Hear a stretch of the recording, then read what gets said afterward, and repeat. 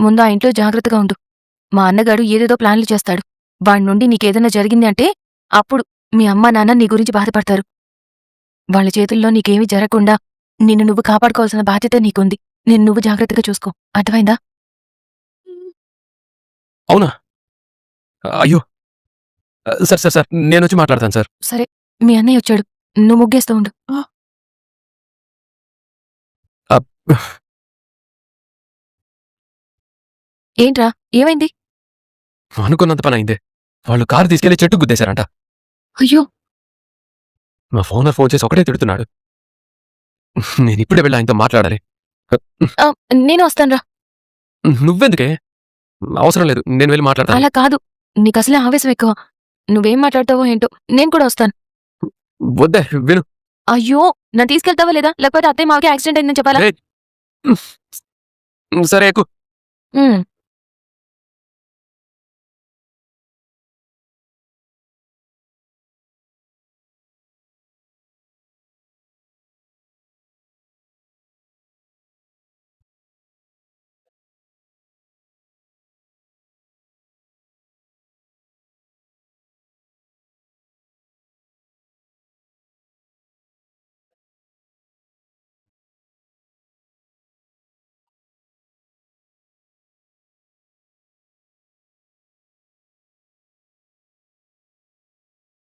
ఏరా లెక్క కరెక్ట్గా తేలిందా? అకౌంట్స్ కి క్యాష్ కి 2000 తేడా వస్తుంది నాన్న. అది మన చేతి వాటమని అల్లుడికి తెలియదు మరి. ఎల్లి చెప్పు మరి. చెప్పేయమంటావా? 2000 లెక్క తేడా రావడం ఏంట్రా? అన్ని కరెక్ట్గా చూసావా?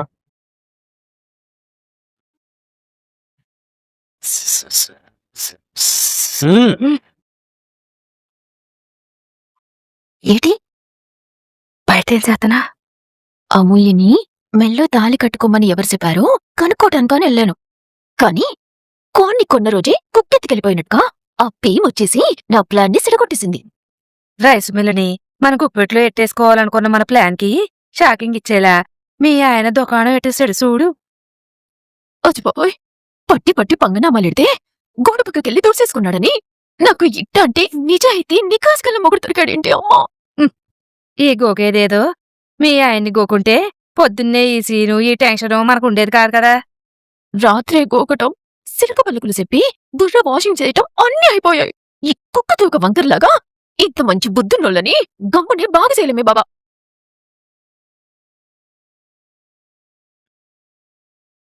ఏమండి, టిఫిన్ చెద్దరుగానండి. 2000 ఏదో లెక్కల తేడా వచ్చిందని పెద్దోడి టెన్షన్ పడుతున్నాడు. చూస్తున్నా నుండి బుజ్జమ్మా. అమ్మడో, మనం సీన్లోకి ఎంటరింగ్ అవ్వాల్సిన టైము వచ్చేసింది పద. అన్నగారు ఈ పాటికి బ్యాంకులు తెరిచేసే ఉంటారు కదండి. తెరిచే ఉంటారమ్మా. ఏమ్మా ఎందుకలా అడుగుతున్నావు? అది ఆ, అదేనండి అన్నయ్య గారు, నిన్న వనజ వచ్చేసి 20 లక్షల గురించి రచ్చ చేసేసి వెళ్ళిపోయింది కదండి. దేవుళ్ళు ఆయన మిమ్మల్ని అట్టుకుని 20 లక్షలు కొట్టేయడానికి దిగజారుతున్నారా అని అవ్వ ఎంత నీచంగా మాట్లాడేసిందండి. అందుకే బ్యాంకు నుంచి అవుట్ డబ్బులు తెచ్చేసి అవుట్ డబ్బులు మొఖాన కొట్టేస్తే ఓ దరిద్రం వదిలిపోతుంది కదండి. అందుకే ఒక పాలి మీకు గుర్తు చేశానండి. ఆయ్ కరెక్టేనమ్మా. గుర్తు చేసి మంచి పని చేశావు. ఆహా. బుజ్జమ్మా, బ్యాంక్కి వెళ్ళి వనజ వాళ్ళ డబ్బులు తీసుకురమ్మని వాడితో చెప్పు. ఈ రోజు ఇచ్చేసి వస్తానని రాత్రి నడిపోడు చెప్పాడు కదండి. వాడిచ్చేసి వస్తాడు. మీరు కంగారు పడాల్సిన అవసరం ఏం లేదండి. ఏమండి, ఆ లెక్కలన్నీ తర్వాత చూసుకోవచ్చు. ముందు టిఫిన్ చెదురుగాని రండి.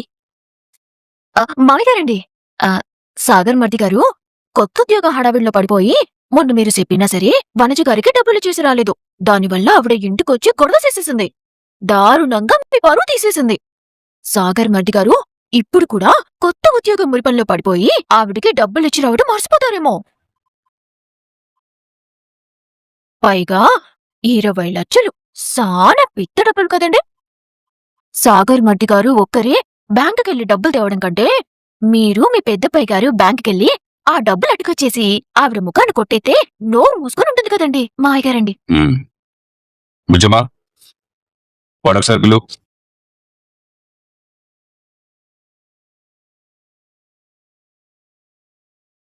మర్ది గారు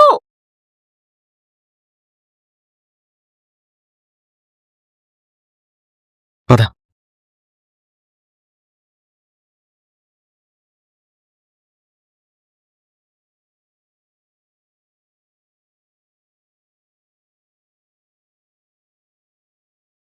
సాగర్ మార్తి గారు మిమ్మల్ని మామయ్య గారు పిలిచారు. అరే పెద్దడా, నాన్న. ఆ బ్యాంకు పాస్బుక్ తీసుకొచ్చి ఇమ్మని వాడికి చెప్పరా. మనం బ్యాంక్ వెళ్ళి 20 లక్షలు తీసుకొచ్చి ఆ వనజకి ఇచ్చేద్దాం. రే నడుపుడా, వెళ్ళి బ్యాంక్ పాస్బుక్ తీసుకొచ్చి ఇవ్వరా. ఎందుకురా పెద్దడా, నేను వెళ్ళి తీసుకొచ్చిస్తానులే. అరే పెద్దడా, మనం అంటే రైస్ మిల్లో మూటలు మోసుకునే కూలి పనులు, మన పనులు మనం చేసుకోగలం. వాళ్ళంటే ఉద్యోగస్తులు కాబట్టి ఈజీగా ఉండి మళ్ళీ మర్చిపోతే మళ్ళీ వాళ్ళతో నేను మాటలు పడాలి. అవన్నీ ఎందుకులే కానీ తీసుకొచ్చి ఇమ్మను. వెళ్ళరా, వెళ్ళి పాస్బుక్ తీసుకుని రారా. రే వెళ్ళరా. బ్యాంక్ పాస్బుక్ తీసుకురమ్మంటే మరిది గారు నీళ్ల డబ్బులతో తిక్కులు చూస్తున్నారు. కొంపదీసి బ్యాంకులో డబ్బులు లేవా ఏంటి?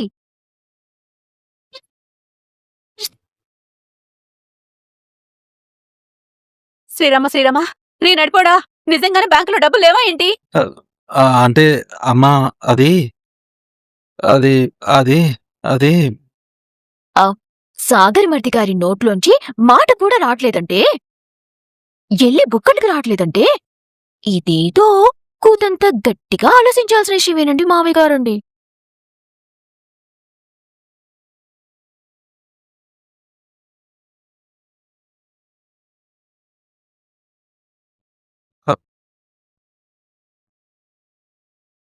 మావయ్య గారు, ఆ డబ్బుల్ని వనజా గారికి ఇవ్వమని మీరు ఆయనకి బాధ్యత అప్పచెప్పారు.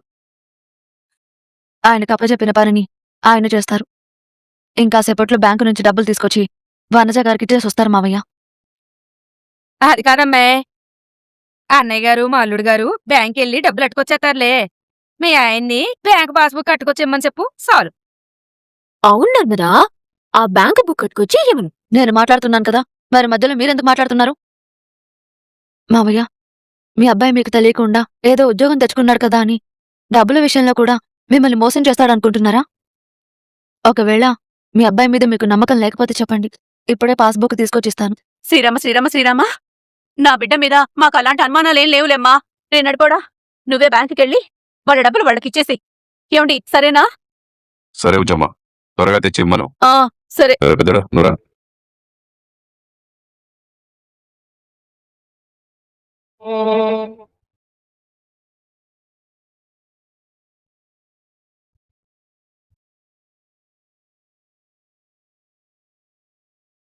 నర్మదా, చెప్పండి అత్తయ్య. ఏంటమ్మా వాడు కంగారుగా ఉన్నాడు, ఎందుకు? ఏం లేదత్తయ్య, కొత్త జాబ్ కదా అందుకే. అవునా, నేనింకా 20 లక్షలు లేవేమో, అందుకే వాడలా టెన్షన్గా ఉన్నాడని నేను కంగారుతో హడలు చచ్చాను. ఇప్పుడు నా మనసు కాస్త ప్రశాంతంగా ఉందమ్మా.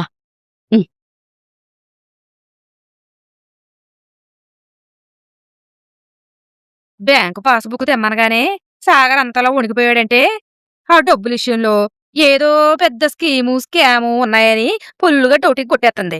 అవునే అమ్మా, ఆ 20 లక్షలు ఎక్కడున్నాయో అసలున్నాయో లేదో మనం తేల్చాల్సిందే. అలా తేల్చాలంటే ఇప్పుడు సాగర్ బ్యాంక్ వెళ్తాడు కదా, అయితే నేను సాగర్ని ఫాలోయింగ్ చెయ్యాలి.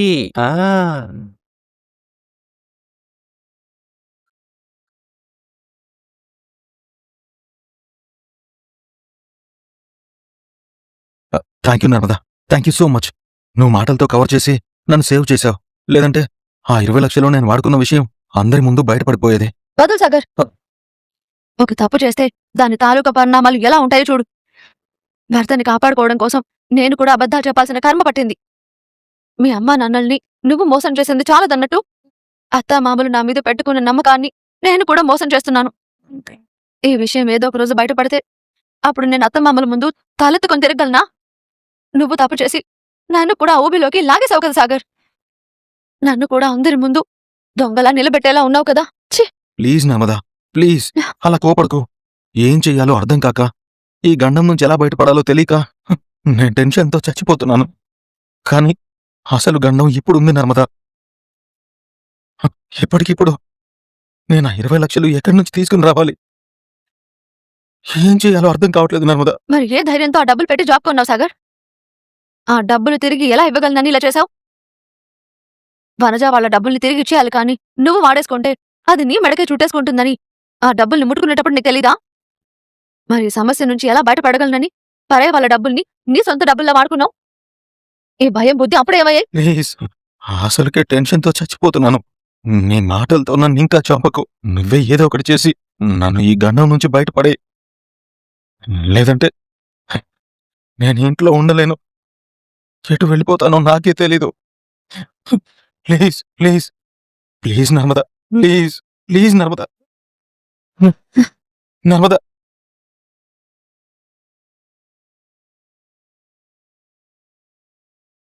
నర్మదా, నర్మదా, ఏం చేస్తున్నావు నర్మదా? నర్మదా, నేనే. నగలు బ్యాగ్లో ఎందుకు పెడుతున్నావు? పుట్టింటికి వెళ్ళిపోదామని. నేను అసలుకే టెన్షన్లో ఉంటే ఏంటి నర్మదా నీ జోకులు?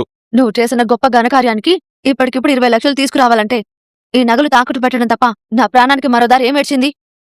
ఇవి మీ పుట్టింటి వాళ్ళు పెట్టిన నగలు నా కోసం తాకట్టు పెట్టడం కరెక్ట్ కాదు కదా? కాదని తెలుసు, కానీ నిన్ను కట్టుకున్న పాపానికి చేయక తప్పట్లేదు. నర్మదా, అది కాదు నర్మదా. ఈ నగలు తాకట్టు పెట్టిన విషయం మీ వాళ్ళకి తెలిస్తే అది ఇంకా పెద్ద ఇష్యూ అవుతుంది కదా? ఏం చేస్తాం? ఒక తప్పు చేస్తే దాన్ని కప్పిపుచ్చుకోవడానికి 100 తప్పులు చేయాల్సి వస్తుంది. ఎన్ని మాటలన్నా పడాలి, ఎవరేమన్నా భరించాలి, తప్పదు కదా. నేను లోన్ అప్లై చేసి నగలు విడిపిస్తాను, కానీ ప్రస్తుతానికి నగలు తాకట్టు పెట్టి వనజ గారు డబ్బులు ఇచ్చేద్దాం పదా.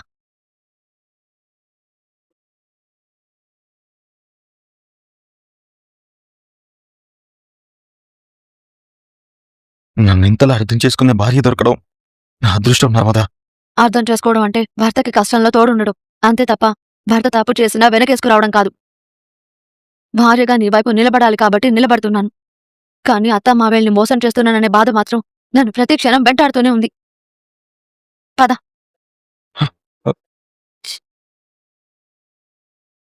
రా నర్మదా.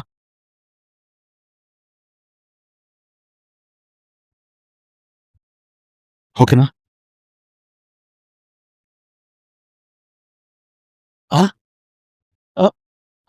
భాగ్యం!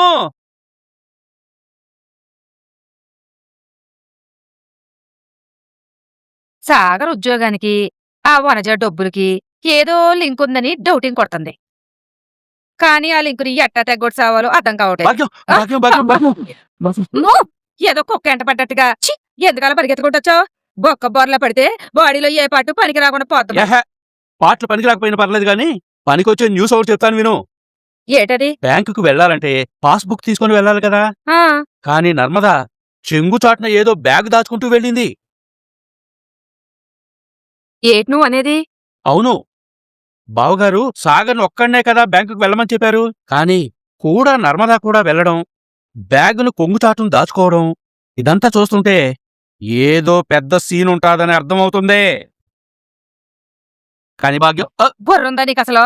పెళ్ళం బాయిలో పడిందని చెప్తే పెరుగన్న తినేసి వస్తానని చెప్పినట్టుగా అంత పెద్ద ఈశ్వరం తెలిసిన తర్వాత కూడా ఇంకా అలాగే ఉండిసతావే?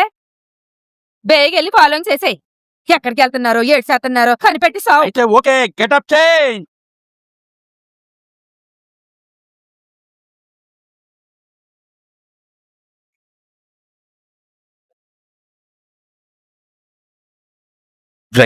మీ వాళ్ళని అర్జెంటుగా హాస్పిటల్కి తీసుకువెళ్ళాలంటే నిజమని నమ్మి కారిచ్చాను. జాగ్రత్త లేకుండా భయం లేకుండా ఇలా యాక్సిడెంట్ చేస్తారంట్రా? ఇందుకే ఇలాంటి చెత్త ఫ్రెండ్స్ నీకొద్దురా అని నేను మొత్తుకొని చెప్పాను. నా మాట నువ్వు వింటేగా, వినుంటే ఇలా జరిగేదా చెప్పు? నేను మాట్లాడుతున్నాను కదా. నువ్వు ప్రాబ్లంలో ఉంటే నేను ఎలా సైలెంట్గా ఉంటానరా? నువ్వొచ్చి ఇదిగో ఇలా న్యూసెన్స్ చేయడం తప్ప ఇంకేం చేస్తావు?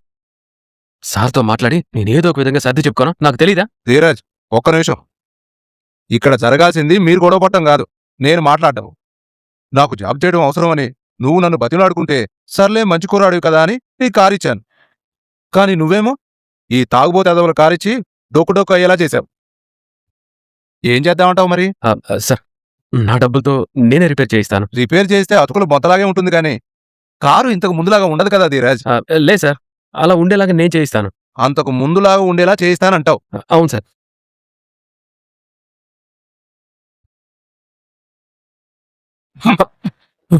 సార్,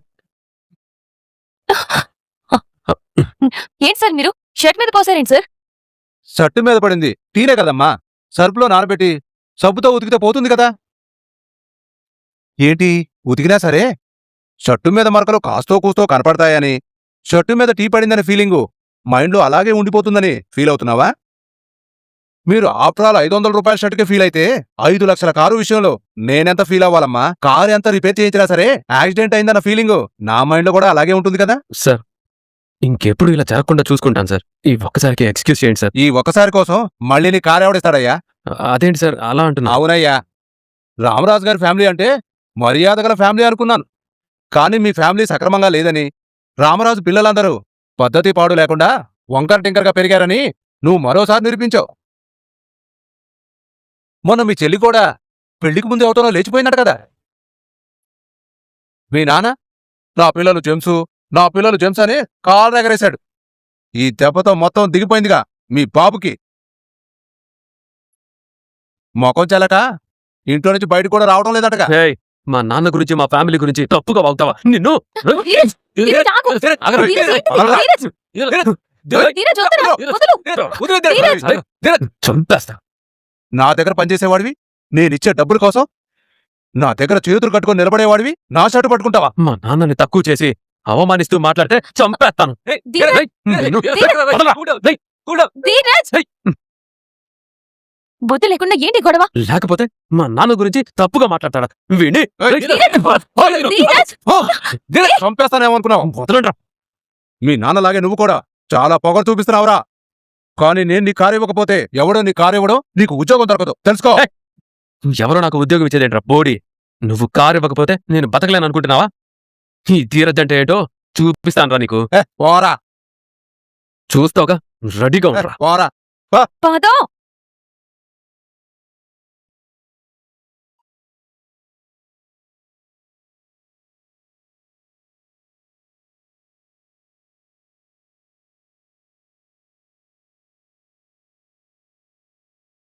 నమస్కారం అండి. నమస్తే, కూర్చోండి. కూర్చోండి మేడం, కూర్చోండి సార్. చెప్పండి.